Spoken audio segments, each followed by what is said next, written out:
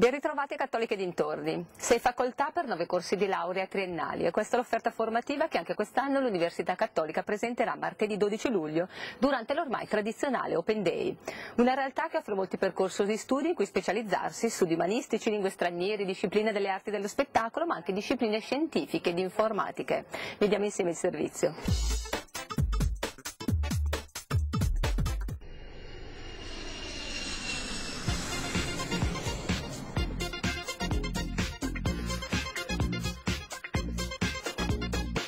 Martedì 12 luglio, a partire dalle ore 9, in Università Cattolica, in via Trieste 17, ci sarà la possibilità per gli studenti che hanno appena concluso il quinto anno delle scuole superiori di venire a conoscere la nostra offerta formativa, l'offerta formativa del prossimo anno accademico.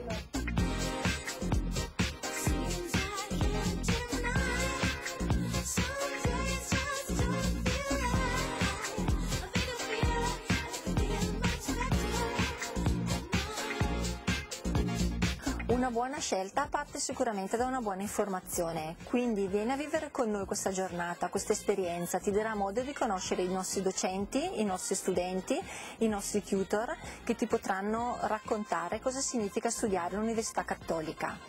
Quindi a partire dalle ore 9, secondo un calendario che puoi trovare tranquillamente sul nostro sito, potrai assistere alle varie presentazioni di tutti i nostri corsi di laurea. Inoltre, per chi ancora è interessato, c'è la possibilità di iscriversi e ottenere un colloquio gratuito di orientamento a cura dei nostri psicologi del Centro di Ricerche sull'Orientamento, che ti potranno aiutare a capire meglio quali sono le tue attitudini.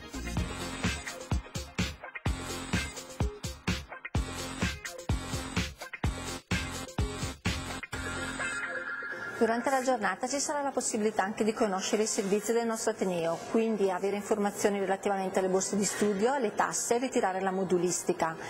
Tra l'altro, novità di quest'anno, abbiamo preparato un applicativo scaricabile poi per iPad e iPhone che abbiamo chiamato Orientamento in tasca, che vi darà la possibilità di rivedere poi a casa con calma tutti i contenuti della giornata e quindi avrete un'altra occasione per essere ben informati e compiere una buona scelta. Quindi non vi rimane altro che venire da noi martedì 12 luglio, vi aspetto numerosi e in bocca al lupo per la vostra scelta.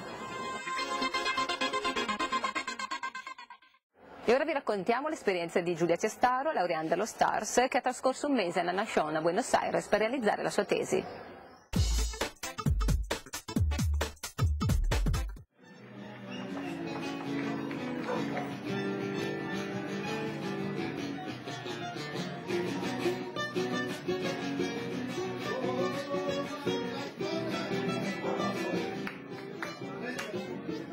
Siamo qui con Giulia Cestaro, che da poco è tornata da Buenos Aires, dove è stata per un mese a scrivere la sua tesi. Giulia, da dove nasce questa idea?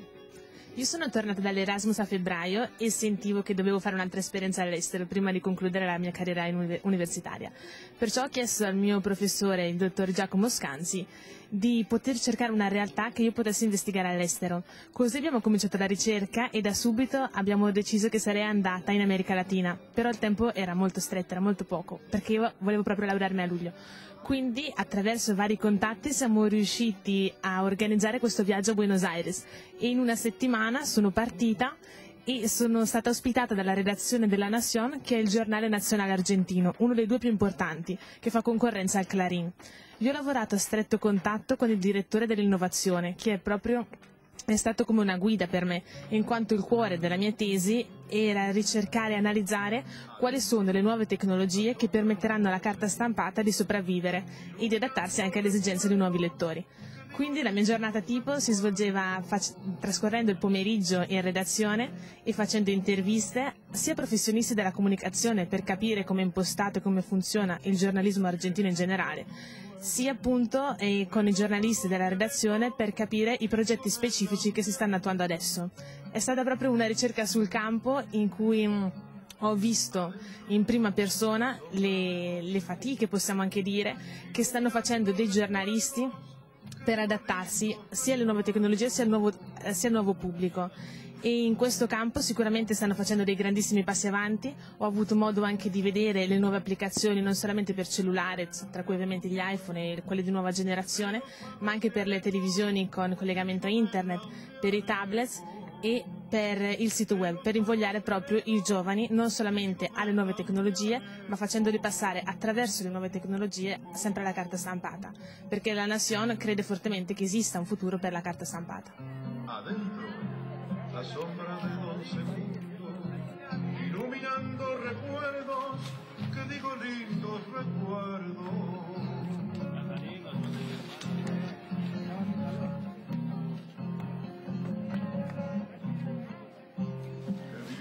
Ed eccoci qui nella mia stanza, nella residenza universitaria di Buenos Aires, pronta per andare a un'altra mattinata al giornale. Tu Giulia hai fatto esperienze anche in realtà editoriali italiane, che differenze hai trovato fra il modo di affrontare la notizia in Argentina? Allora io posso dire che la realtà argentina è molto aperta ai giovani e dà grandissime opportunità agli studenti che escono dall'università, mentre magari in Italia è molto più difficile entrare in questo mondo, o almeno ho trovato grandi difficoltà ad essere accettata, se non come stagista, in realtà editoriali importanti. La Nación e anche Clarín, che sono le due maggiori realtà argentine proprio nazionali, e formano i giovani attraverso dei master e cercano quindi di crescere i giornalisti sin dai primi passi.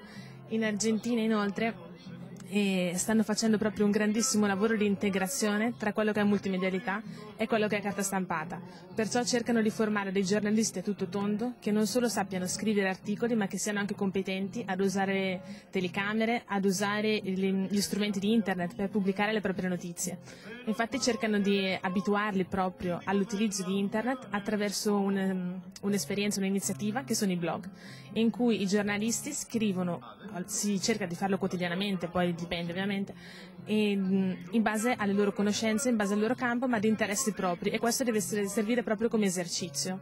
Sicuramente ho trovato una grandissima apertura mentale anche dei direttori e dei proprietari che ho avuto modo di conoscere fortunatamente, che sono veramente molto disponibili non solo ad aiutare i ragazzi a crescere, ma proprio a diffondere il loro messaggio e la loro cultura aziendale, e per questo cercano anche di essere presenti sul territorio attraverso altre iniziative. E questo per provare che qui il tango è davvero dappertutto.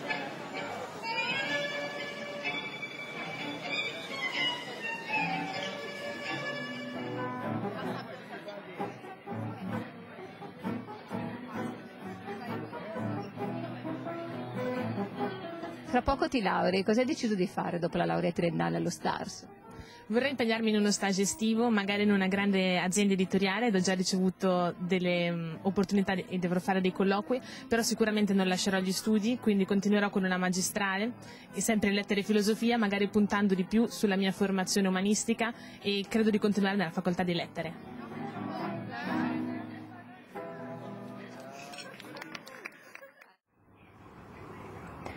È estate e oggi la rubrica Libri in pillola ci darà qualche consiglio per le nostre vacanze.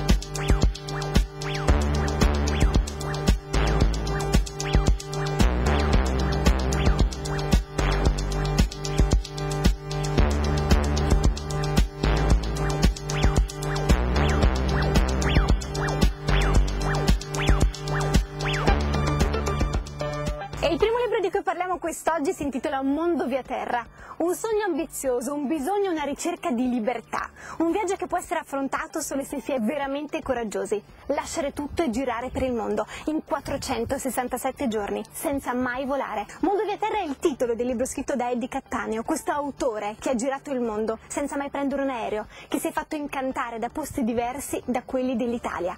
Un diario di viaggio che inevitabilmente ci porterà lontano con la mente e che stuzzicherà la nostra voglia di viaggiare. Questo è Mondo via terra di Eddie Cattaneo.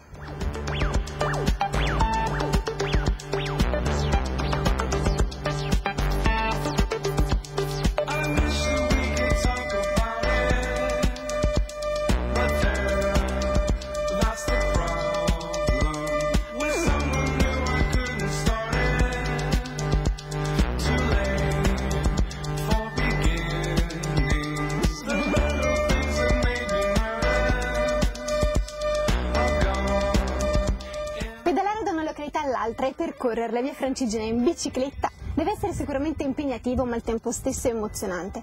Un'avventura lunga 1200 km, a farci da guida è Camilla Torelli con questo libro molto dettagliato in cui ci fornisce tutte le informazioni necessarie perché il nostro viaggio sia perfetto.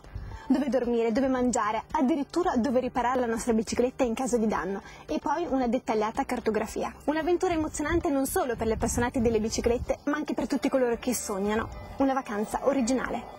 Questo è Guida alla via Francigena in bicicletta di Camilla Torelli.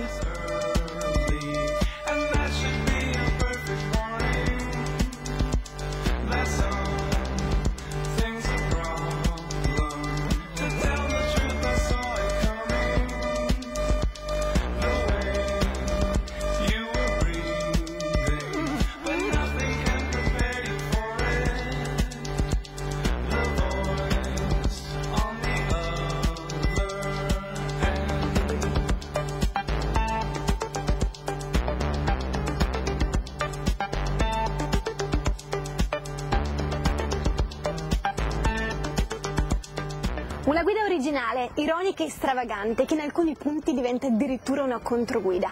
Nuraghe Beach è il nuovo libro dello scrittore sardo Flavio Soriga che ci racconta la Sardegna. La regione con uno dei mari più belli del mondo presenta al suo interno molte contraddizioni. Basta viaggiare lungo la periferia di Cagliari per capire quale sarà il futuro dell'isola. Ville favolose accanto a palazzi non finiti, grandi centri commerciali accanto a capannoni maltenuti, terreni abbandonati e grandi parcheggi. L'autore critica e al tempo stesso elogia la sua terra natale e si rivolge al lettore in maniera simpatica e sincera per descrivergli quella Sardegna che non visiterà mai. Questo è Nuraghe Beach di Flavio Soriga.